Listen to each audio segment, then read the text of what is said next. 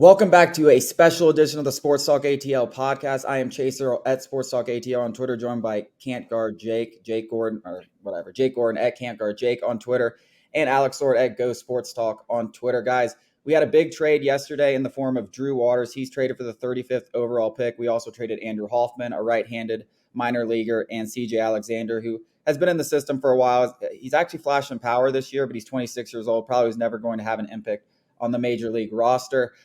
Jake, I wanted to get your insight on this trade because you've been doing a lot on the MLB draft. Drew Waters, he's been struggling in AAA over the last couple of seasons, even though he won the Southern League MVP in AA. What's your take on this trade?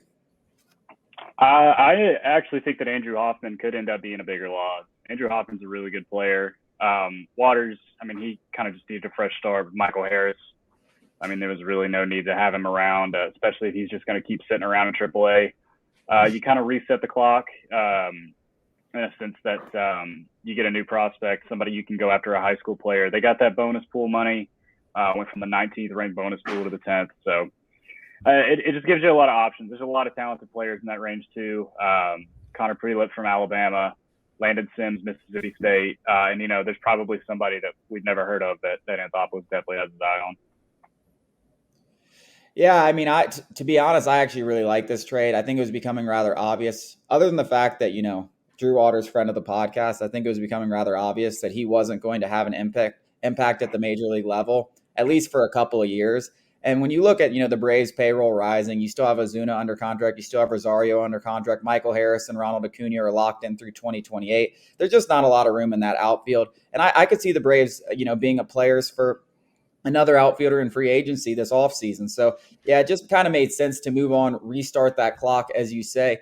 And, Alex Anthopoulos has been so good and company. Obviously you can't just give him all the credit. The scouting department for the Braves, they've done a fantastic job in the draft. So getting that bonus pool money and having 5 picks in the top 100 picks when you really need to replenish this farm system. I think Fangraphs, you just sent us a text in the group, had us ranked as the last farm system of all 30 MLB teams. So, yeah, you really need to replenish this farm system if you want to have sustained success past, 2027 and 2028. When a lot of these guys, because as much as we want to pay everybody, we're not going to be able to pay everyone. So if we want to, have a 15-year run, we're going to have to replenish this farm system. And I think that's what this move was all about. Yeah, it's definitely just the strikeouts for Drew, but this isn't anything new. Notable Etowah alumni myself, Drew Waters. It's a shame.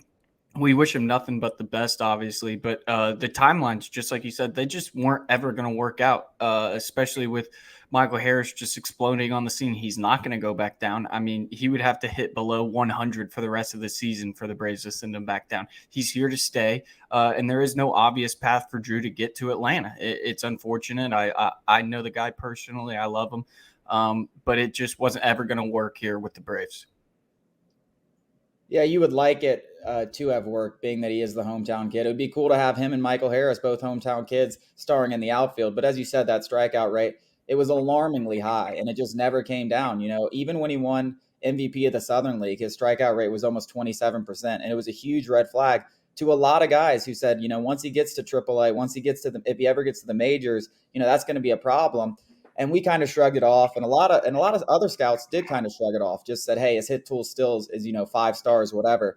But it just hasn't worked out. Now his strikeout rate's over 30%. It's 28% this year, over 30% last year. That's just not sustainable. You can't have success, and it's not like he's been terrible. He still has a 710 OPS, but the timeline wasn't going to work out. He's still at least a year or two away, and getting a 35th pick, a Comp A pick for this, I think was a really good deal for the Braves. Yeah, the last time this happened, we picked up Austin Riley. So, good things can come. You never know. They got AJ Minter with a comp pick as well. I think it was the one they made traded for Victor Reyes from Arizona, I think. And so they've gotten Minter and Riley with 2 of those picks.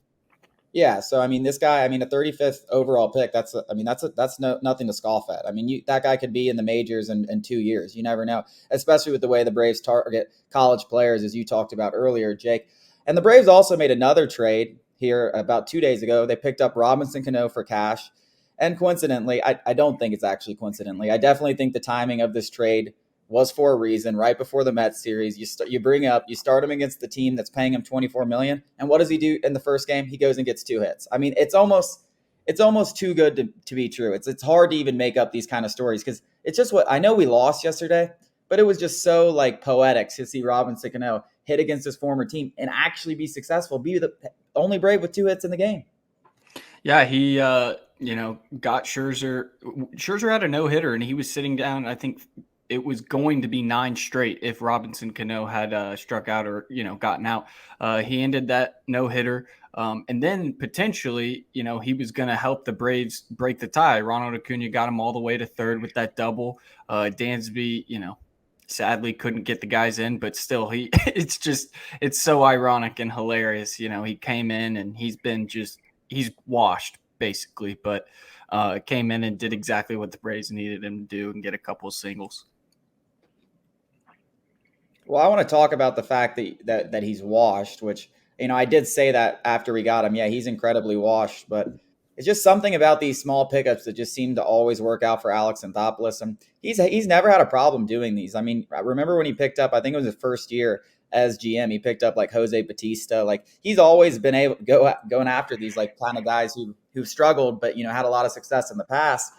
And at the end of the day, we kind of need Cano because Arcia, like he was hitting 100 over the last like 15, 20 games.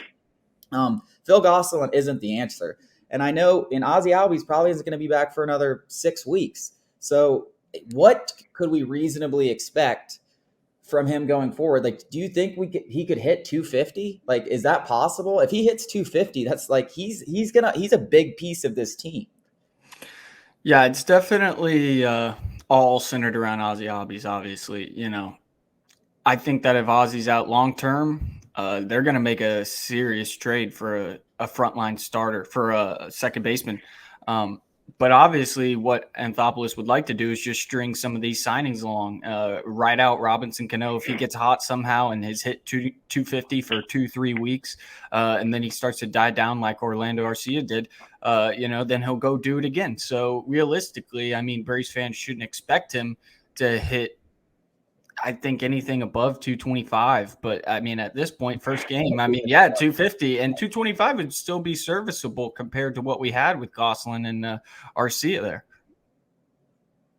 I mean, I hope he hits better than 225 because the guy's nothing to write home back about defensively.